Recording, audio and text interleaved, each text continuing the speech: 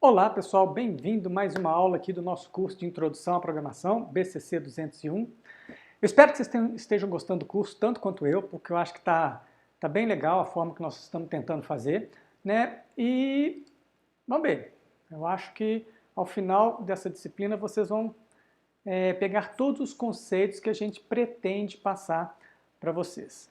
Bom, então vamos lá. Vocês já viram Contulha aí em aulas anteriores, né, parte de introdução a C. E agora, nessa aula de hoje, nós vamos começar a parte de comandos de decisão, ou as estruturas condicionais. Perfeito? Bom, antes disso, eu vou passar para vocês um exemplo que nós vamos utilizar nessa aula de hoje. E além disso, vou mostrar um fluxograma que nós utilizamos até aqui. Perfeito? Bom, então vamos lá. Imagina que nós temos que fazer um programa em C ou C++ para calcular a área de um círculo. Nós sabemos que a área é dada pela fórmula πr². O valor do raio ele tem que ser digitado. Perfeito? Bom, se a gente fizer o fluxograma disso, que nós já vimos em aulas anteriores, primeira etapa, primeira coisa que eu tenho que fazer, né, é ler o raio. Tá? Ou seja, então aqui é a parte de entrada de dados do programa. Eu já mencionei, né, que a maioria dos nossos programas vão ter três etapas. A entrada de dados, a parte de processamento ou dos cálculos, no caso aqui eu vou calcular a área, dado pela forma πr², e a área de saída, ou seja, escrever o resultado. Então aqui é um programa bem simples, né? É apenas para ilustrar o que nós já vimos até agora. O fluxograma que nós utilizamos aqui, observe que é um fluxograma sequencial. A partir dessa aula de hoje, a gente vai começar a tomar decisões, ou seja, nós vamos verificar aquela estrutura condicional que eu já mostrei para vocês na aula de fluxogramas, né? E o código. Eu não vou entrar em detalhes do código-fonte para esse programa específico, né? Porque vocês já viram com Túlio alguns exemplos na aula anterior. Mas eu gostaria de chamar a atenção aqui para algumas coisas desse código. Tá? Então nós temos aqui o nosso main, onde inicializa o programa. Depois nós temos a parte de declaração de variáveis. Nós temos o raio, esse raio do tipo double, ou seja, um valor, né, um ponto flutuante, ou seja, um número real. E nós declaramos aqui uma constante π, 3.141592. Né? Observem que nós utilizamos a palavra reservada const para informar ao compilador que essa variável π ela não terá o seu valor alterado durante o programa. Depois nós temos a parte aqui de entrada de dados, onde eu leio o raio, eu calculo a área do raio, π vezes raio, depois eu imprimo o valor aqui da área calculada anteriormente. Então, pessoal, esse é o código-fonte simples aqui para esse programa, perfeito? Então acho que até aqui não tem dúvida nenhuma disso que eu mostrei para vocês, tá? Então vamos lá. Porém, eu gostaria que vocês pensassem uma coisa, tá? Antes da gente passar adiante. Não existe área negativa, tá? Correto? Acho que todo mundo sabe da matemática lá, a área ela é positiva. Porém, o usuário pode informar uma área negativa, ele pode digitar um valor negativo ali. Eu vou fazer os cálculos, não vai dar erro nenhum, porque a área, o raio vai ser elevado ao quadrado, um número negativo elevado ao quadrado vai ficar positivo. Ou seja, mesmo que a pessoa digite uma área negativa, o resultado fornecido vai ser um valor válido, porém é errado. Então, pessoal, como saber se o valor do raio digitado é positivo? Eu só posso fazer esses cálculos se esse valor for positivo. Então, essa é a pergunta que nós vamos responder nessa aula de hoje. Não necessariamente nesse vídeo, tá? Porque nós já informamos que essas aulas elas serão divididas em alguns vídeos. Tá? Mas é o que a gente vai tentar fazer ao longo dessa aula de estruturas condicionais. Perfeito? Bom, então vamos passar aqui, antes da gente ver as estruturas condicionais, nós temos que ver dois operadores que nós vamos utilizar aqui para isso, tá? Os operadores relacionais e os operadores lógicos. Vamos começar pelos operadores relacionais que vão nos auxiliar nas tomadas de decisões. Tá? Um programa, ele pode realizar ações alternativas a partir de um resultado verdadeiro ou falso, né? Isso nós vimos quando eu falei para vocês sobre as estruturas de decisão, quando nós falamos na aula de fluxogramas, tá? Então, se vocês estão na dúvida a respeito disso, voltem naquela aula de estrutura e leiam não, né? Assistam o vídeo novamente para ver se fica um pouco mais claro a respeito do que eu estou falando aqui. Perfeito? Bom, as condições, elas são formadas utilizando operadores de igualdade ou operadores relacionais, né? Os operadores relacionais são os mesmos da matemática, nós veremos isso aqui, né? E esses operadores, o resultado deles vai ser sempre verdadeiro ou falso. Isso é muito importante a gente ter em mente para que o computador consiga tomar essas decisões quando a gente apresenta essas alternativas para ele, né? Os níveis de precedência, né? Sempre da esquerda para a direita, tal, isso daí a gente vai ver ao longo do curso. Perfeito? Bom, e quais são os operadores que iremos utilizar, né? Se a gente pegar os operadores da matemática, né, a gente tem operadores de igualdade ou relacionais. Esses operadores existem na matemática, ou seja, maior, menor, maior ou igual, menor ou igual, igual e diferente. Então esses são os operadores que nós temos. Como que a gente vai escrever esses operadores aqui na linguagem C? Tá? Maior, menor, maior ou igual, menor ou igual. Tá? Observem que a gente escreve na forma como a gente lê, não pode inverter a ordem, ou seja, o símbolo de igualdade não pode vir antes do símbolo de maior ou de menor. Então é maior ou igual, menor ou igual. O operador de igualdade é um igual, igual, junto, tá? Assim como os anteriores, não pode ter espaço entre esses dois símbolos. E o operador diferente, exclamação, igual. Perfeito? E essa é a forma como a gente usa. Observem que eu estou sempre comparando. Tá? X é maior que Y, X é menor que Y, X é maior ou igual a Y, X é menor ou igual, X é igual, X é diferente. O resultado dessas expressões vão nos dar valores verdadeiro ou falso. Isso é muito importante, que é através desse resultado que o programa consegue selecionar a alternativa a ser utilizada. Tá? Bom, volto a destacar aqui, pessoal, esse valor da igualdade. Tá? Esse igual, igual. Um erro bem comum, né, que acontece aqui em programação, que nós temos dois operadores distintos. Tá? Na matemática, essa diferença não existe muito, mas aqui é muito importante a gente lembrar disso. Tá? Quando nós estamos atribuindo um valor para uma variável, tá, a gente utiliza o igual, um símbolo somente. Então, essa primeira expressão, tá, aqui eu tenho um símbolo de igual, significa que x vai ser somado mais 10 e o resultado vai ser atribuído à variável total. No de baixo eu tenho igual, igual. Tá? Aqui ele verifica se x mais 10 é igual ao valor de total. Então observem essa diferença aqui, pessoal. E isso é um erro muito comum, tá? Confundir o operador de atribuição com o operador de igualdade. Se nós fizermos isso, o compilador pode ser que ele nem dê nenhum erro, porque isso, na verdade, pode não ser um erro de aritmética, um erro de sintaxe, tá, do programa, mas pode ser um erro de lógica. E aí vai ocasionar um resultado diferente do esperado por nós. Então, esse é um erro comum de programação e eu gostaria que vocês ficassem muito atentos quando usar a atribuição e quando usar a igualdade. Tá? Nas nossas expressões lógicas, provavelmente iremos utilizar sempre a igualdade. Quando eu quero atribuir resultados de expressões de cálculos para variáveis, é o operador de atribuição. Tá? Então a gente fala aqui, operador de atribuição, operador de igualdade. Tá? Então sempre que eu estiver falando em atribuição, um igual. Estiver falando em comparação, tá? Em igualdade, dois iguais. Perfeito? Bom, então esses são os operadores né, relacionais. Não vou entrar em detalhes sobre os operadores, porque eles são os mesmos da matemática, tá? E vamos passar aqui para os operadores lógicos. Tá? Os operadores lógicos, eles foram introduzidos no século XVIII, tá, por um cara chamado George Boole.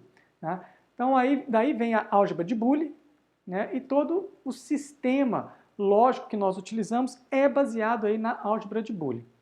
Ok? Então, nós temos alguns operadores lógicos. Isso é a base dos computadores digitais. Né? Não existiria computação digital sem a álgebra de Boole. Né? As expressões lógicas que são montadas, ou as expressões booleanas, elas possuem valor true ou false, verdadeiro ou falso. Tá? Em C, tá? Assim, são usados como valores booleanos qualquer valor não nulo. Então, qualquer valor não nulo é verdadeiro, é true. Convencionalmente, tá? Por convenção, normalmente se trabalha com o valor 1. E o 0 representa o valor false. Tá? Em C++, nós temos o true e o false. Tá? Em C, normalmente a gente vai utilizar 1 ou 0. Esses dois valores, tá? Eles podem significar também true e false. Então lembre-se sempre disso. Isso é importante a gente saber porque resultados de expressões numéricas, elas podem ser verdadeiros, tá? Qualquer número diferente de 0 é um verdadeiro para a linguagem C. Então isso é importante a gente lembrar disso quando estivermos montando nossas expressões lógicas. Porém, eu quero passar para vocês, antes de mostrar quais são os operadores, o porquê que esses operadores existem. Vamos lá, vamos pegar um exemplo da matemática. Nós podemos restringir um intervalo na matemática. Por exemplo, se eu quero falar que uma temperatura está entre 0 e 100, eu posso escrever 0 é menor ou igual à temperatura, que é menor ou igual a 100. Ou seja, então essa temperatura ela vai ser maior que 0 e menor que 100. Perfeito? Essa é uma forma correta da gente escrever isso na matemática. Em C, não podemos representar essa expressão da forma como a gente escreve na matemática. Ou seja, nós não podemos simplesmente substituir, né, o operador lá da matemática por um menor ou igual, 0 menor ou igual a temp, menor ou igual a 100. Tá? Isso é uma expressão válida, digamos assim, ou seja, o compilador não vai acusar nenhum erro quando nós escrevermos essa expressão, porém o resultado dela não é válido. Tá? Como assim o resultado dela não é válido? Vamos pegar um exemplo aqui. Tá? Suponhamos que a temperatura seja 150, ou seja, está fora do intervalo 0, 100. Tá? Então, o resultado dessa expressão tem que ser falso. Né? Acho que aqui não tem dúvida nenhuma, todo mundo concorda a respeito disso. Bom, então, para os operadores relacionais, tá, eles sempre são avaliados da esquerda para a direita. Tá? Então, aqui nós temos essa primeira parte da nossa equação, tá? Ela vai ser avaliada essa parte aqui. 0 menor ou igual a 150, tá?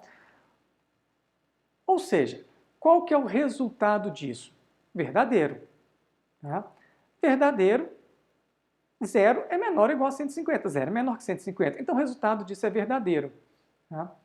Nós sabemos que o verdadeiro, tá, em C, normalmente ele é 1. Ou seja, então C vai representar o resultado, o verdadeiro, como 1. Tá? Bom, se ele representa isso como 1, qual que seria a segunda parte da nossa expressão? 1 é menor ou igual a 100? Isso daqui também é verdadeiro, porque o número 1 é menor ou igual a 100. Tá? Então, observe que o resultado dessa expressão vai ser verdadeiro, ou seja, true. Bom, não deveria. Tá? O resultado dessa expressão deveria ser falso, porque 150 não está entre 0 e 100. Tá? Então, observem, como a ordem de execução é da esquerda para a direita, tá? O resultado dessa expressão em linguagem C vai ser verdadeiro. No entanto, deveria ser falso. Como que nós faremos para resolver esse problema? Aí entra as expressões booleanas. Tá? Então, nós temos que escrever essa desigualdade como em duas etapas. Tá? E, para isso, nós vamos utilizar o operador e comercial. Duas vezes, e comercial e comercial. Então, nós vamos escrever a temperatura é maior ou igual a zero e a temperatura é menor ou igual a 100. Então, observem que eu tenho aqui duas expressões. Tá? A primeira etapa, eu verifico se a expressão é maior ou igual a zero. O resultado disso vai ser verdadeiro ou falso. E aí depois vou avaliar a segunda parte da minha expressão, que vai ser também um verdadeiro ou falso. E aí depois eu vou comparar se verdadeiro e verdadeiro, falso e verdadeiro. Ou seja, então eu vou usar aqui esse operador E. A gente chama de um operador lógico, tá? E em linguagem C, nós vamos utilizar dois E comerciais, ok? Então, os operadores lógicos, eles são utilizados para combinar expressões booleanas, ou expressões relacionais, tá? Expressões lógicas. Então, assim, a gente pode utilizar operações booleanas compostas. Isso é muito utilizado em linguagem de programação, não só em linguagem C, qualquer linguagem de programação, vocês vão utilizar esses operadores lógicos. Tá?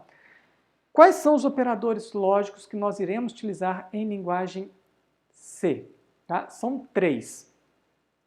O operador lógico não, tá? Ou seja, ele é um operador unário. O que significa isso? Ele possui apenas um operando. Como que nós utilizamos? O exclamação vem antes da variável, tá? Então a gente monta a expressão dessa forma, tá? Ele é o não. O que significa isso, pessoal? Ele vai inverter o valor lógico. Então, se P é falso, não P é verdadeiro. Se P é verdadeiro, tá? Não P é falso, ou seja, ele vai inverter. O operador lógico E, ele vai ter dois operandos, P e Q, ou seja, a conjunção. O resultado dessa expressão vai ser verdadeira se ambos operadores forem verdadeiros. Então, se P for verdadeiro e Q for verdadeiro, o resultado disso é verdadeiro. Se algum deles for falso ou ambos falsos, o resultado é falso. E o terceiro operador é o ou a disjunção. Tá? Como que é utilizado? P ou Q. O resultado de P ou Q é verdadeiro se ambos forem verdadeiros ou se um deles for verdadeiro. Quando que ele vai ser falso? Se os dois forem falsos. Então, é assim que funcionam esses operadores lógicos que nós vamos utilizar aqui em linguagem de programação. Os operadores lógicos, tá? Eles possuem algo que a gente chama tabela verdade. Como assim tabela verdade? É a tabela disso que eu acabei de falar para vocês, tá? Do resultado da avaliação das expressões lógicas. Qual que é a tabela verdade do operador E? Operador não, desculpa. Tá? O operador não, ele possui como tabela verdade, tá?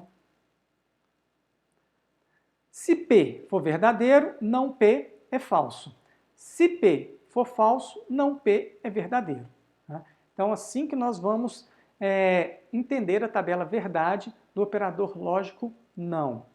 O operador lógico E, tá? Como eu mencionei anteriormente, ele possui, né, duas expressões. Tá? Se P for verdadeiro e Q for verdadeiro, o resultado vai ser verdadeiro. Tá? Assim como o ou. Se for verdadeiro P e verdadeiro Q, no ou, tá, nós teremos verdadeiro. Tá? Se P for verdadeiro e Q for falso, o E vai ser falso, o ou verdadeiro, que basta que um dos dois seja verdadeiro, porque o resultado final seja verdadeiro. Tá? Falando então aqui da coluna do E. Tá? Verdadeiro e verdadeiro, verdadeiro.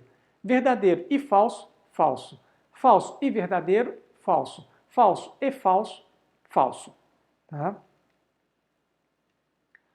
Para o ou, verdadeiro e verdadeiro, verdadeiro.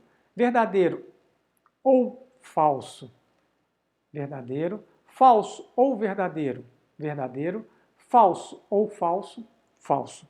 Tá?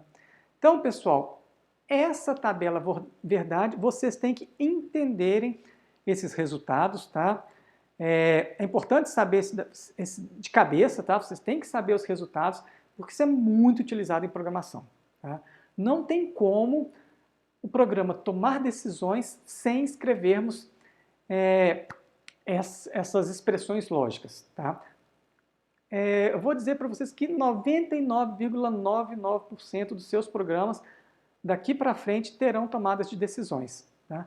Mesmo quando vocês tiverem fórmulas e expressões simples para resolverem, precisaremos provavelmente verificar se o valor que a pessoa digitou está correto, alguma coisa nesse sentido a gente vai precisar fazer.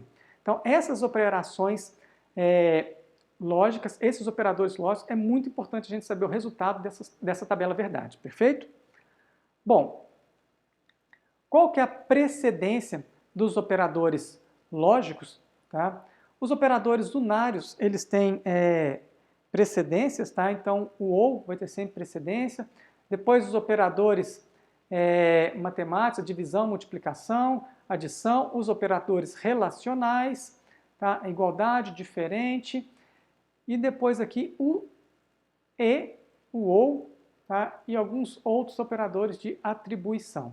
Perfeito? Então essa é a ordem de prioridade. Observem que o e o ou, tá? Eles são sempre os últimos a serem avaliados. Ou seja, se nós tivermos uma expressão matemática, tá, com multiplicação, adição ou operadores relacionais na nossa expressão, vão ser sempre esses operadores, essas operações, as primeiras a serem feitas.